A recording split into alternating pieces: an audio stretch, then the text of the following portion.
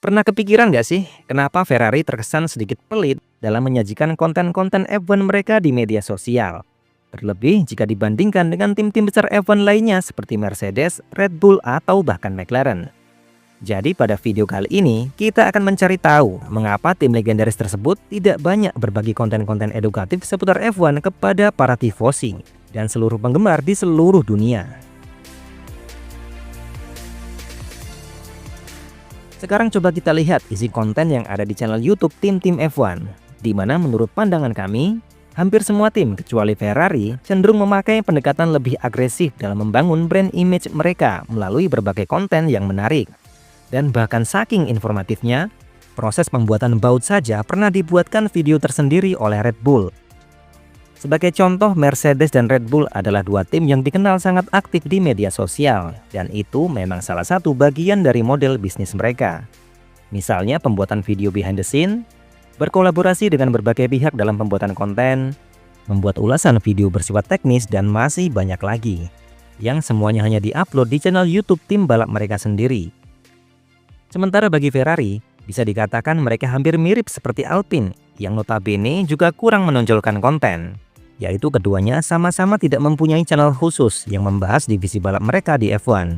Yang berarti konten-konten seputar F1 yang mereka upload sejauh ini semuanya bercampur menjadi satu dengan konten lainnya di channel YouTube induk perusahaan. Seperti yang kita ketahui, Ferrari memang dikenal sebagai tim yang cukup misterius ketimbang tim-tim lain. Utamanya mengenai aktivitas mereka di balik garasi. Tetapi ini bukan strategi yang disengaja, melainkan ada sejumlah faktor yang membuat Ferrari terlihat seperti itu. Di antaranya berkaitan dengan merek dan eksklusivitas, faktor budaya dan sejarah, pendekatan yang berbeda, hingga alasan menjaga kerahasiaan tim. Filosofi Ferrari pada pembuatan konten di F1 tidak sama seperti Red Bull atau Mercedes yang mengutamakan interaksi dengan fans.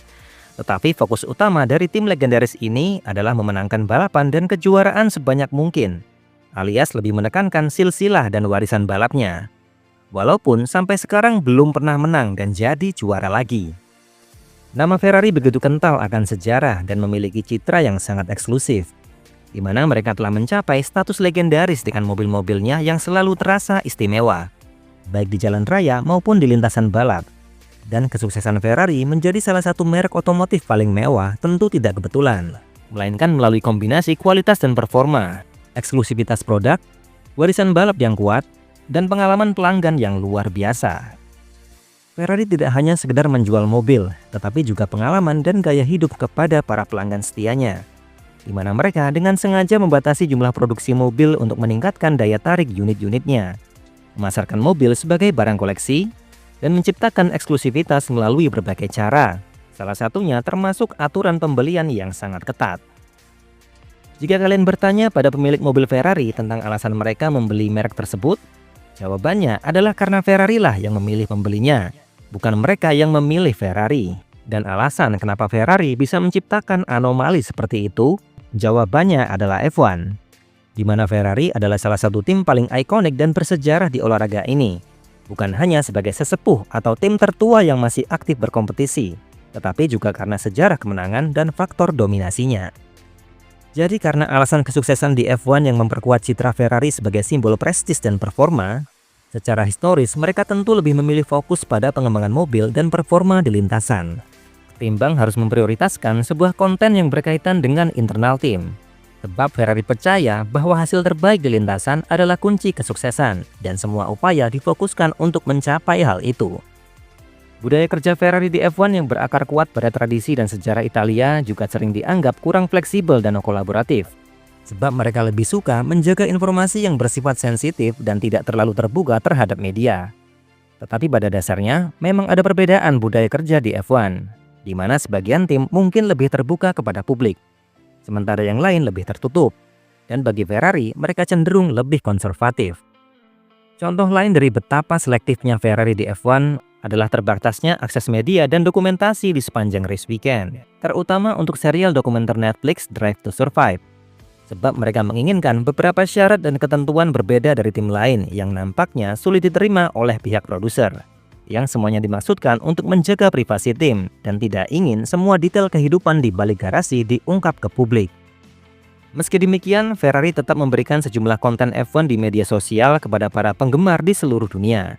Namun memang, frekuensi dan jenis kontennya tidak seintens dan seinformatif tim-tim lain, melainkan hanya difokuskan pada tayangan behind the scene selama balapan, wawancara pembalap, hingga momen bersejarah. Ferrari sangat protektif dalam membagikan informasi teknis apapun kepada media, bahkan dalam bentuk konten sekalipun, terutama yang berkaitan dengan desain mobil dan inovasi terbaru.